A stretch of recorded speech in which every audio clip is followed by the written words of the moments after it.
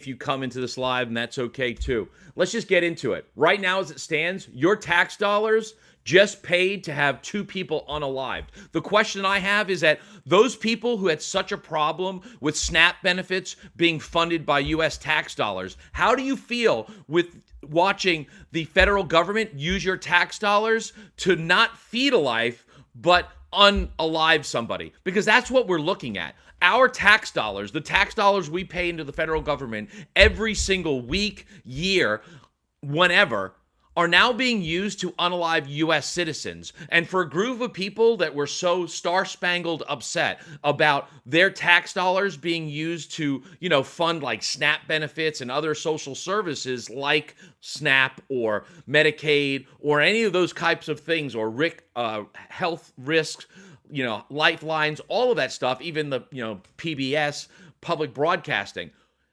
Why is it that you have zero issues with seeing those people unalive, but yet you had such a problem with social services being funded with your tax dollars? That might be something we want to consider. What I'd also like to ask is, how is it possible that in a day and age of this country, we're watching people be unalived while somebody's conducting a service or an action like the ICE agents are, and they are literally trying to stop people from being in this country undocumented?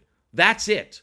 The whole purpose of ICE agents was to go after the worst of the worst, the criminals, the masters, the people causing the most harm in our country. Yet somehow, some way, it's the ICE agents causing the most harm, the most concern.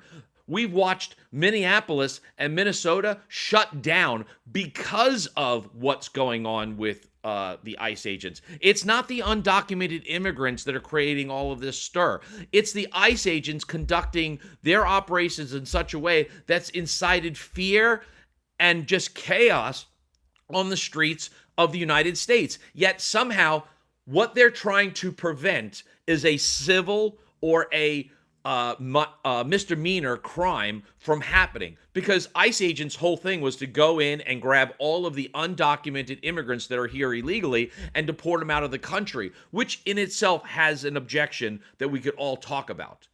But their implementation or their enforcement of law is to enforce a civil law or a misdemeanor, but yet their actions are now felonies. Whether you want to talk about the unaliving of two individuals right off the bat, but there's also unalivings within the detention centers that nobody's talking about. And then on top of all of that, you've got the breaking into people's houses, grabbing people off the streets. You're talking about breaking people's cars. You're talking about also, and this is another one, they're taking people without any notice, and they're leaving their vehicles there to be just left to the side. So people are abandoning their vehicles as they're being taken to detention centers. And for somebody who just dived in, my point, if you didn't see the original point, was in this day and age, your tax dollars are being used to fund unalivings of people in this country, because that's the end result. Because our tax dollars go to the federal government. Our federal government takes those tax dollars and funds ICE. Our tax dollars just were used to unalive two people, at least, that we know of. And no one's outraged. And the irony of it all is, and what really, really bothers me the most, is that those tax dollars were seen to be vital to the American people, that they couldn't be used to fund SNAP or Medicaid or any of the social services that would actually help Americans. But yet somehow the people, like they're telling me to shut up. Hi to Dylan Blocks 2015.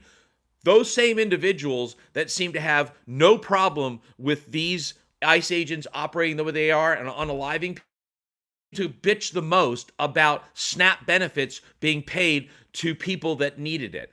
That doesn't make any sense to me. How is it that you had a problem with SNAP benefits or social services or this, that, and the other, but you got no problem with the fact that ICE agents are now doing this to U.S. citizens? And why is it that it's U.S. citizens that are dying on the streets if ICE agents are supposed to be doing targeted, researched, executing warrants to capture the worst of the worst. Why is it that it's only U.S. citizens dying on the streets? I'm not saying I want anybody to die, but I'm just trying to figure out and understand, how is it that the whole situation of ICE was to go after the worst of the worst, yet we're not watching them actually do that? They're actually attacking U.S. citizens. They are inciting fear and hostilities in all areas. Schools, churches, businesses, everything shut down in Minneapolis and Minnesota because of what ICE is doing. And yet somehow there are people that think it's justified. They're happy about it.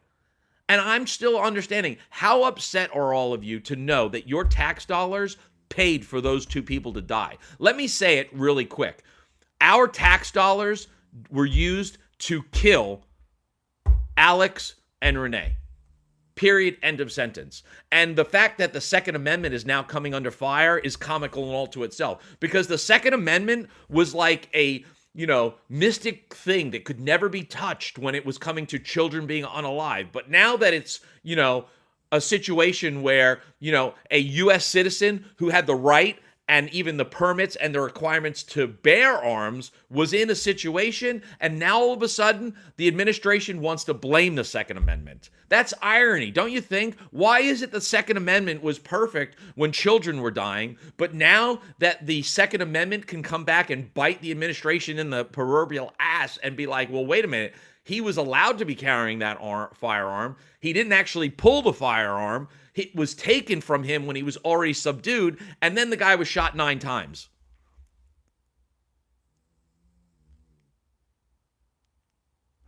Okay, so someone just says, but it's okay for people to come into this country illegal. I'm not saying that it's legal at all. I'm not even arguing borders. What I'm saying to you is that the crime that these people are supposed to be fixing. Okay, so the laws that immigrants are breaking by coming into this country is either a civil one or it's a misdemeanor. But yet, the people that are trying to enforce those laws are committing crimes that are like high felony issues. Unaliving people in this country is the worst of the worst. But yet, that's the answer to being here illegally. So if my son goes into a store and steals a piece of fruit, he should get shot in the head 9 times? Is that where we're going with it? Because undocumented immigrants being in this country, okay, is obviously either a crime or a civil infraction, all depending on who he wants to argue. And I'm not even going to get into that right now. But what I am going to say is that the abuse or the force used to, keep that law in place seems to be a little bit much, because police officers are policing people that are committing felonies and crimes, and they're not using that type of force. They're not causing people to be unalived in this situation. This isn't even... If ICE agents were unaliving the people that they were going after and those people decided to fight back, I wouldn't say a word. I'd be like, you know what? You F around, you find out. But they're going after people that aren't even targeted. They're going after U.S. citizens. And I know there's a lot of black people that are like, well, don't bitch about it, because when this happened to Floyd or Brown or all the black people that this has happened to, you guys were nowhere. And you're right. You're absolutely right. This didn't become a problem for everybody until everybody actually got a piece of it. And I agree with you. I can't argue that fact. But I'm still upset by the fact that our tax dollars aren't to be used to, take care of children or the homeless or the mentally ill. But yet it's being used to unalive U.S. citizens, and not more people are talking about it. Let me see these comments. I'm still confused. All right, well, if you're confused, answer the question, and I will absolutely answer it. So Mark said something. Leave ICE to do their jobs. If ICE was doing their jobs legally and within the bounds of the Constitution, I wouldn't say a word. And in fact, when those ICE agents swore an oath, because they're a federal agent, and every federal agent swears an oath. It doesn't matter if they're a lawyer, if they're a freaking cop, if they are a FBI agent. They all swear an oath to uphold the Constitution and the laws of the lands. And there is nowhere where unaliving an individual who's unarmed is a part of that law. The Constitution doesn't say that we can just unalive people that are unarmed on the floor. There was 8 guys holding him down. He had no possible way. In fact, his weapon was taken away from him, but yet he was still shot. And then, if you watch the video even further, There was the shot that fatally took him, and then there was somebody on the. I mean, come on, let's be fair about it. Now let me look at some of these comments. We're talking about two different things. No, we're not. Oh, okay. I don't understand what Mark says. Don't interrupt what federal agents are doing. Okay, so first off, so Dynature, whatever like that, and I don't want to screw up your thing. Would you let people spin and throw shit at you if you... Okay, first off, here's the thing. There are only a few thousand ICE agents. How many cops are there in this country? And in all of the times in all of this, how many times have cops been allowed to get away with unaliving individuals? I'm not talking about in the past. I'm in current day. Okay? So why is it that ICE agents are... First off, they're not even going through full training. 47 days? 47 days. Do you realize that cops go to training for like 6 months, 8 months? Federal agents go even for longer. And yet somehow ICE agents are equipped? And the thing of it is this. If these people were conducting themselves the way that they're supposed to be, executing warrants, not U.S. citizens, then perhaps maybe you'd have a justified right. But the way that they're operating is lawless. They are violating the Constitution. They are violating the Supreme Court. Just so we're all clear, back in like February or March, the Supreme Court, the same one that seems to be in the Tangerine Twat Waffle's pocket, came out and said 9-0. Which meant, and just in case for all of you MAGAs that don't realize, there are 9 justices total. All of them said every individual on U.S. soil has a right to due process. All individuals on U.S. soil has a right to due process, which means those undocumented immigrants, they have a right to due process, which means they have a right to see a lawyer. They have a right to read the warrant. You cannot just go around picking people up like they've been doing. They've been driving around to places. Then, of course, the Supreme Court also said that racial profiling was accepted and that you could actually, racially profile individuals based on where they are, how they sound, and how they look, so that's another argument unto itself. But again, we're not seeing undocumented immigrants unaliving U.S. citizens right now. In fact, have you seen any immigrants or undocumented immigrants take a life of an ICE agent that's gone after them? Has there been any situations where ICE agents have been found at the hospital because they were brutalized by undocumented immigrants? No, not at all. But you had 2 U.S. citizens that have just been unalived, and one of them was completely unarmed, just trying to drive away because she was shot in the side of her face. See, if the whole analogy that she was ramming at that guy was true, then the bullet marks would be all like in the chest, up here, not all on the left side, like as if she's trying to drive away. And the only reason why you saw her speed away is because she'd already lost consciousness and her foot hit the gas and she sped off because she lost control of the vehicle. So this whole rationale justification that somehow Good was unalived and it was a just shoot, then why is it that they haven't produced any of the evidence to prove that it was a right shoot? Because even police officers, when they're part of a unaliving, whether it's justified or not justified, they still have to go through a committee. They have to have a review, and there's transparency. So again, why isn't there transparency there? And again, where is Alex Pate's, and I screw up his name, I apologize. Where's his phone? Where's his phone showing the recording of what was going on? Because we haven't seen that yet, but I bet you that would show a really huge difference, wouldn't it? Because that would show that his state of mind all the way during the day. It would show his state of mind during the assailant, where he was shot in the face with pepper spray. You'd be able to hear his voice and hear what he was saying. Because I can tell you right now, if you pepper sprayed me, I'd be cursing at you. So what was going on? He didn't have his weapon in his hand when they assailed him and threw him on the floor. He only announced when he was on the ground that he had a weapon, because we heard that from a recording from someone else. So again, my point would be, why is it that we're seeing U.S. citizens being unalived on the streets of our country, yet platforms like TikTok have also all of a sudden mysteriously blacked out, dropped out, and there's no word of anything? And on top of it, stop trying to deny your senses. She was literally trying to escape. Okay, first off, just so you're aware, they could not actually detain her. She was a U.S. citizen.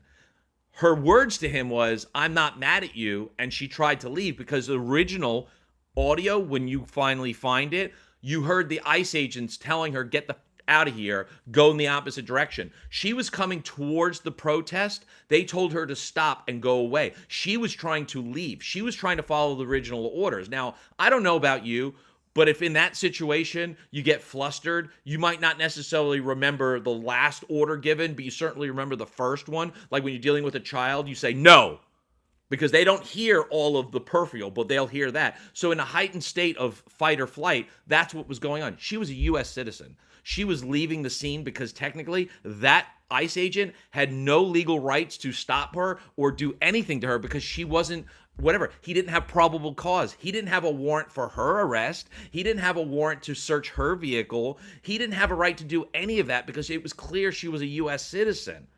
But yet that's what happened. And that's tax dollars, your tax dollars at work. And while everybody's silent about the fact that these two people were unalived by a federal agency that was funded by our tax dollars, we're still sitting here, have people that are complaining that SNAP benefits are going out across the country. Do you know that this federal government has cut SNAP benefits and any kind of social services to Minneapolis and Minnesota, or Minnesota and Minneapolis, just solely because of their lack of compliance? We went from a country of land of the free, home of the brave, to comply or die. That's where we're at right now. And yet everybody thinks it's okay. Everybody thinks it's justified to sit here unalive somebody on the streets because you've decided to vote for that tangerine twat waffle. You are so beholden to the lies that he is told that if you had to take a moment to realize, well, wait a minute, are we the bad guys here? You'd have to sit there and go, oh shit, maybe I backed the wrong horse. That's probably a scary thing to think about. Think about that for a second. You have been so committed in supporting the tangerine twat waffle and assuming that everything that the federal agency has been saying is true, that you have decided to abandon your own logic and reason. And when you saw those videos, you assumed that you knew what you saw because you already believed it because of what was going on.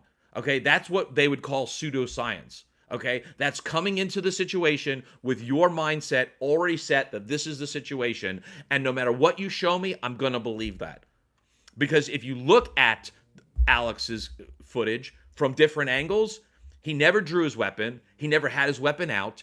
When he was actually pushed down, he had his camera in his hand. He wasn't trying to. This is a person who worked in an ICU as a nurse. He worked with the veterans. This man has given his life to service, and now he lost his life. Why? Because he was trying to, like this. No, he came to the aid of a woman who was pushed down and was being pepper sprayed because she was standing up saying, this isn't right. We have a right to speak our minds. We have a First Amendment and a Second Amendment right.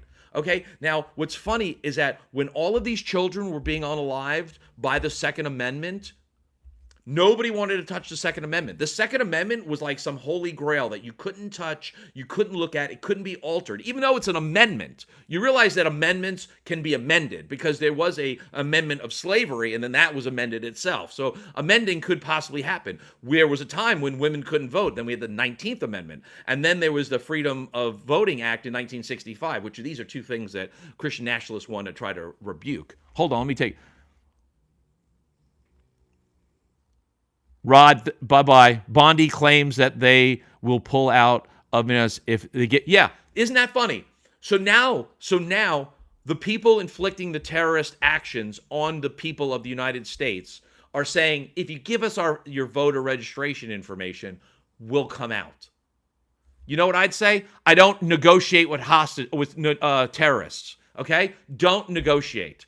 What they're doing is illegal. And the fact that now they're coming up with this quid pro quo, like, well, if you do this, we'll do that, we'll leave, just proves that they went there looking for something in particular. Their actions were to control and extort things out of them. And what did Minneapolis say? No, pound sand. And that's the right answer. Because the reality of it is this. We're watching an administration use its own secret special police to basically hurt the United States citizens? Why would a government agency who's going after basically people that are unarmed need military-style weaponry as they do? They are funded higher than some states, some countries have for their whole national defense. Do you know that they're slowly trying to creep to the point where they're going to have more money as in a personal arsenal than the FBI? They have almost what 11 times more money than the FBI does. And the FBI doesn't just deal with immigration. They deal with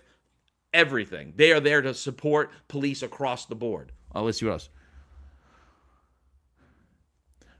Listen, okay, so don't call me tall.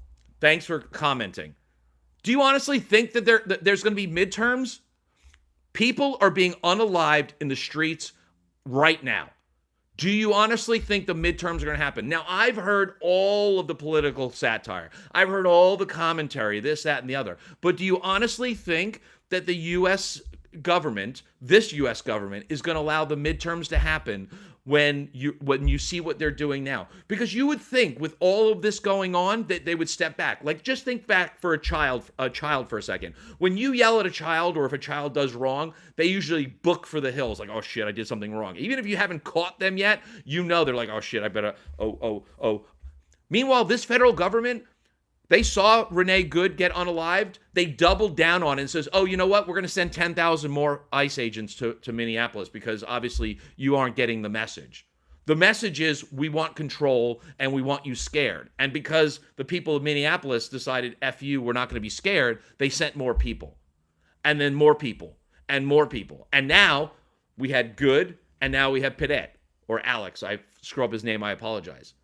They haven't slowed down. They've just increased the extortion or the pressure or the traumatic issues, the shock and the awe. They have doubled down on their message, and they're proceeding forward like they don't care about the midterms. Why? Because the midterms don't matter to them. They tried to gerrymander. They tried to do finagles because they wanted the appearance of democracy. But do you think he's actually going to let the midterms happen? Even if they do you think he's going to sit there and say, concede to it? He might let the midterms happen and then just reject it and say, nope, sorry.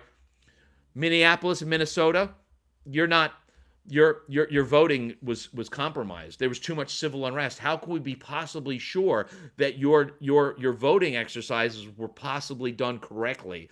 We'll have to exclude your votes. 9 states are being segregated and pushed to the side. Why? Because those 9 states could swing an election one way or the other. So they are isolating Minneapolis or Minnesota, Illinois, New York.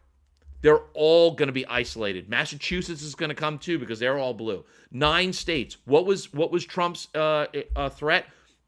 February 1st, all federal fundings to sanctuary states, which is code for democratic states, are going to lose their funding, which means they're going to lose SNAP benefits, Medicaid fundings, intake care, veteran assistance, all of that. VA hospital funding, all of that is stopping February 1st. Why? Because he's trying to isolate the 9 states that actually get stand up against him and stop him from rolling over the rest of the world. The reality of it is this: we're watching a civil war happen in the early stages. Yeah, there's no bayonets because you're thinking that's what you're thinking. Oh, war, you're gonna like this. But it's certainly the start of it. Don't you see it?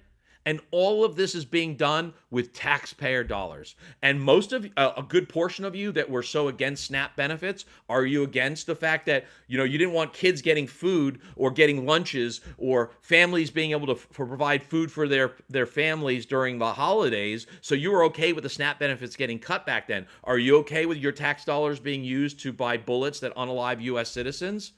And here, let me be racist for a second. They were white. So MAGA and all of those red hat supporters of this administration, how do you feel by the fact that your own people are being unalived on the streets? They don't care about the midterms. Insurrection Act does not nullify the Constitution.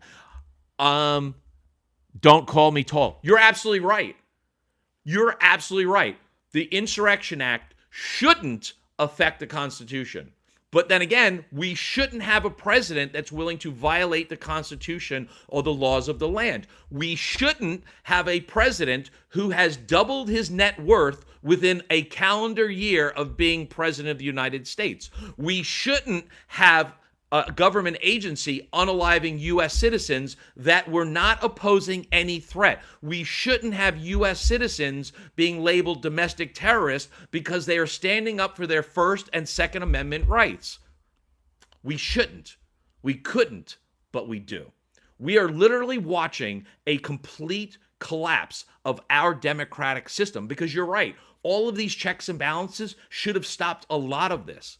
But you know what the worst part of it is? They want the government shutdown because what happened in the last government shutdown? During the last government shutdown, which was the second longest government shutdown in U.S. history by the same president, by the way, you had thousands of federal employees get fired. You had about 200 different departments shut down. You had 300 immigration judges be fired. You had funding cut from SNAP. Funding cut to social services in each of the states. You had a complete breakdown of judicial law when it came to, swearing in a senator-elect from Arizona.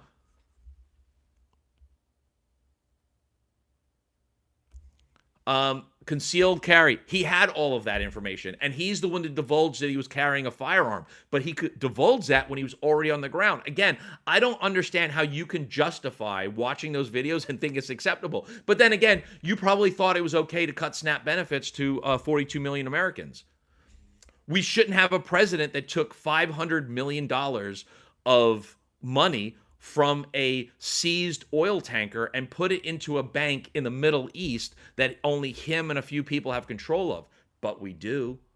So my question still remains, at what point do we stand up and say enough is enough? Because here's the thing. Here's an idle threat. There are how many thousand ICE agents are there? If anyone can post or comment, let's just say 5,000. Let's just say there's 5,000. Let's say 10,000. There's 10,000 ICE agents in this country. There are 344 million Americans right now. They can fill a stadium. We could fill states. We could fill any state, jam-packed it. If we all went to one state, we could fill a state completely. They could barely fill a stadium. But yet somehow they are manhandling our women, our children. They are putting fear into people that it's unheard of.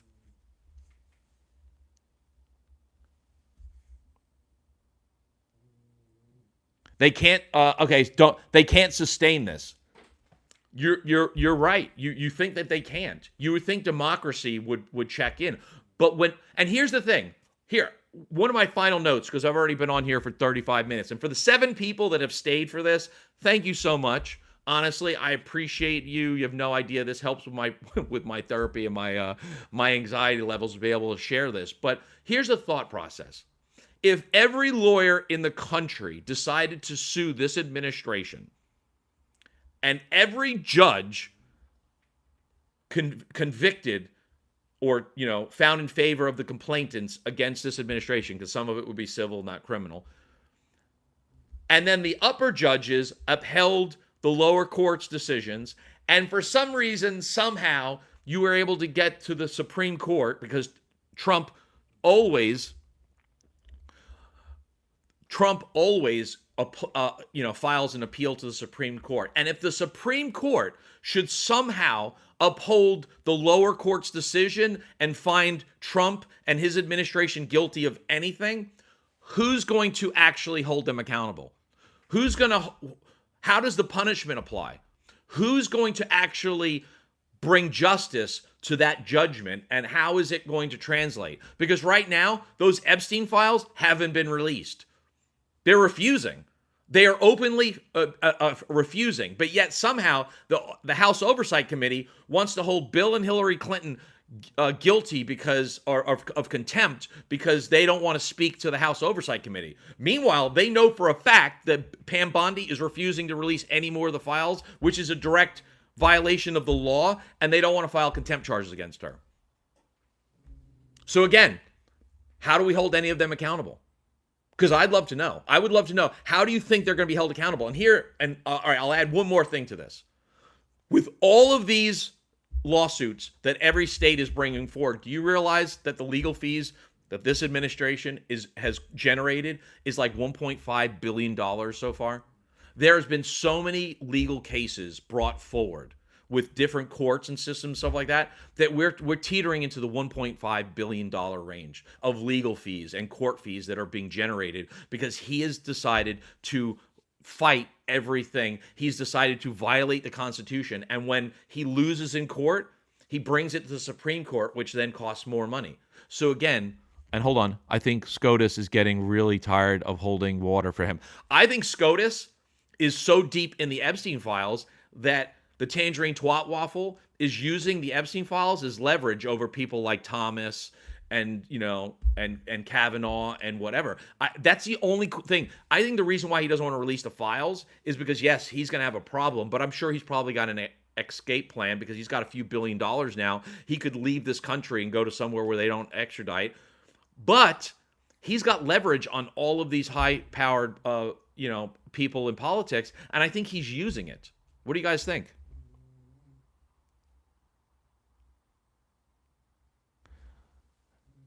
Okay, so digital says SCOTUS has given Trump a 95% win record. You're probably right. Honestly, I other than when they came out and says all individuals in this country have due process, it's not just U.S. citizens. I can't remember a time when they actually gave him blanket immunity. Him himself has immunity in this country. Yeah, that's real. He has immunity. He literally can do nothing while he's president and be held accountable. Yeah. And somehow he thinks that he's going to feather that to everybody else. The only way that we get all of these people to into justice is on a state level. But then again, who's going to enforce those state charges? Who's going to enforce those state rulings? If any of the states actually sit there and hold this administration accountable for anything, who's going to apply the punishment? Because if you or I were caught in contempt, there'd be judges or there'd be cops at our front door.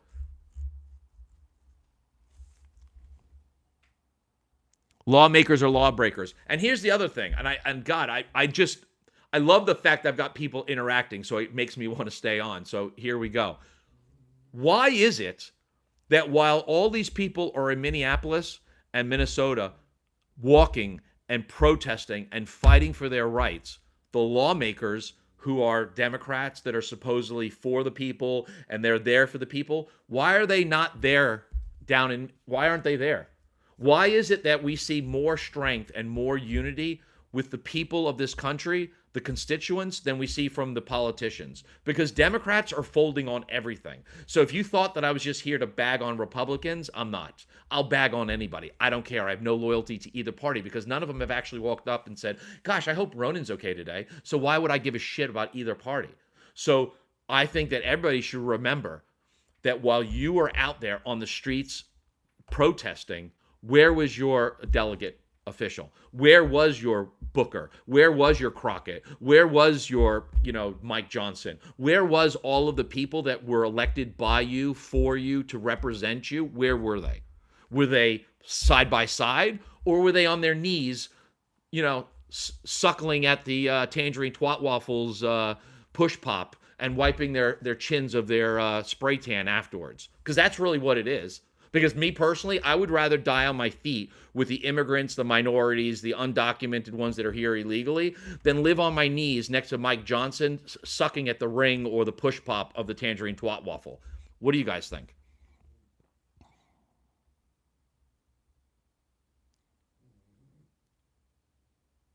Oh, I don't doubt for a second that Democrats are on that Epstein list. There's no question about it.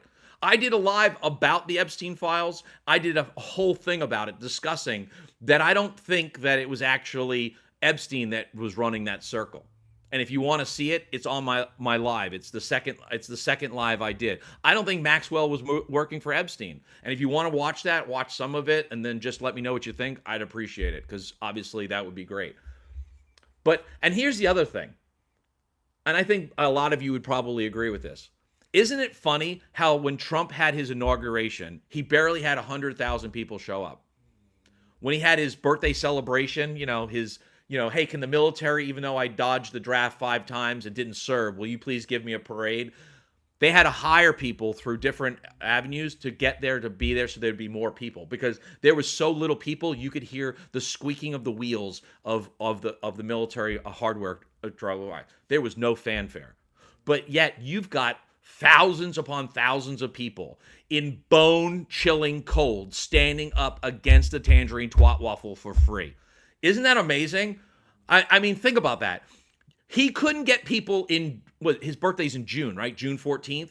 He couldn't get people in June to celebrate his birthday. He couldn't get people in January to celebrate his inauguration, but people are coming out in negative 20-degree weather to protest against him. That's a level of hate that I will tell you, I'm married and divorced. I've learned how to piss off a woman very well. And I can tell you right now, even I'm astonished by his ability, because these people wouldn't go out and get paid to celebrate him. Yet you got people going out for free right now to protest against him. Let me read some more of these comments. Okay, Antifa is not a terrorist organization. Antifa was a anti-fascism. Now, in case some of you didn't realize, fascism is exactly what the mustache man in Germany was trying to promote. And I know that I might be able to say his name on a live, but I'm new to YouTube, so bear with me. This is only my 3rd live, by the way, so thank you guys for sharing in. But that's what fascism is. And technically speaking, based on what this administration says, Anne Frank would be considered a domestic terrorist. Because she was against Germany. She was hiding. Her parents were hiding her from the not-so-seized people.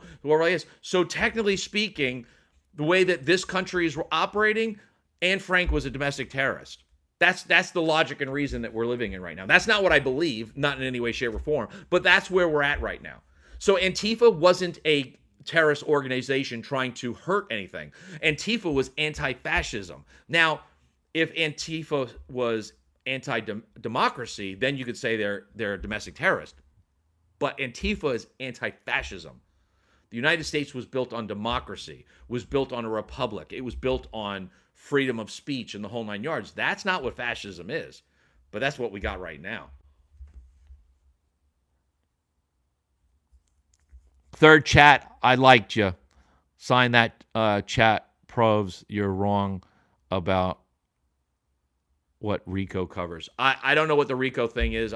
Someone said that, and I didn't read it. Honestly, I've been ranting and talking, so I haven't read every comment. So give me a second. Let me look. Oh, my God. My face looks like hell on this. Jesus Christ. All right. So that looks a little better. All right. What's good?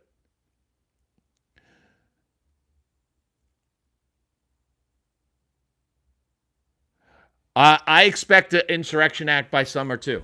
I think that you're going to see this ramp up. I also thought it was comical that ICE could barely handle Minneapolis or Minnesota, but then they wanted to go to Philly. I did a post on it. I did a short. Let me give you guys a little bit of rundown, because I've got 6 of you in here. I do lives. I do long form. My long forms are usually like 4 or 5 minutes. I'm not looking to make people's ears bleed, and I can really get my message through within 5 minutes. And then I do shorts. The shorts are not political. They are going to, they're going to be comedic actions, jokes, this, that, and the other. I roast, Kristi Noem. I've roasted ICE. I bring up comments, the whole bit. So.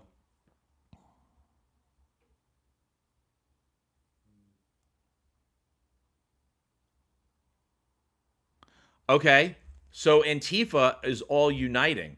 Well, you know what's funny is that if you look back at your history, Illuminati wasn't actually a violent group until the church started to persecute them. So Antifa wasn't supposed to be radical. And the funny thing is that it's only now in 2025 that we've seen anybody consider liberals or Democrats radical. Democrats, if you look at the history, have been called tree huggers.